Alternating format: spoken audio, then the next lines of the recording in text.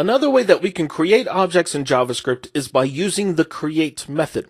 This was introduced in ECMAScript 5, and we use it by calling object.create. This is considerably longer than an object literal, but we gain a lot of power with this method because it allows us to create objects that are based upon other objects. For example, we have an object called foo, which is set to an object literal, and we know that that is the equivalent of newing up the object constructor.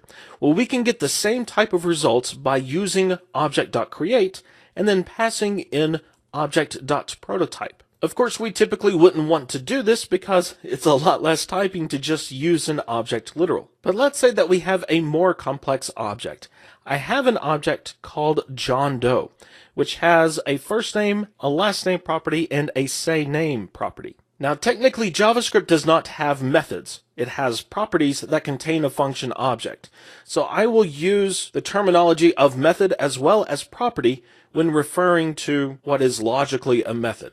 Now let's say that we want to take this John Doe object and we want to create a Jane Doe object that also has a first name and a last name property as well as a say name method. Of course, we could just copy and paste this code and make the necessary modifications, or we could use the create method and use our John Doe object as a basis. So let's create a variable called Jane Doe and let's call object.create. We'll pass the John Doe object as the first argument, but we also want to set new values for the first name and last name properties.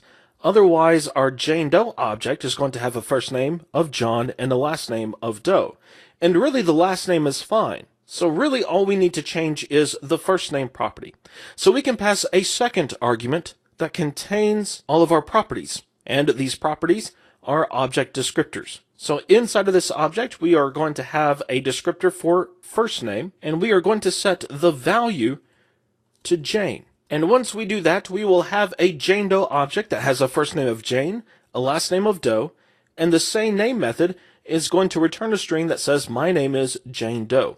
So we can see the results with an alert call. So let's first call johndoe.sayName, and then let's also alert janedoe.sayName. And we will see these results in the browser. So let's switch over to Chrome.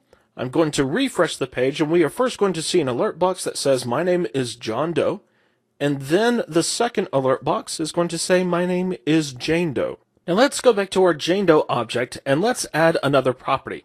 Let's add a method called greet. This method is going to accept a name, and then it's simply going to return a string that says hello, comma, and then the provided name. This modification is only for the Jane Doe object. The John Doe object is still the same as it was before. But let's create another object, another person, which we'll call Jim Smith, and we'll use the Jane Doe object as a basis. So call object.create, pass Jane Doe, but then we need to supply new values for the first name and last name properties. So we can do first name and set the value to Jim, and then we want the last name to be set to Smith. So value is Smith.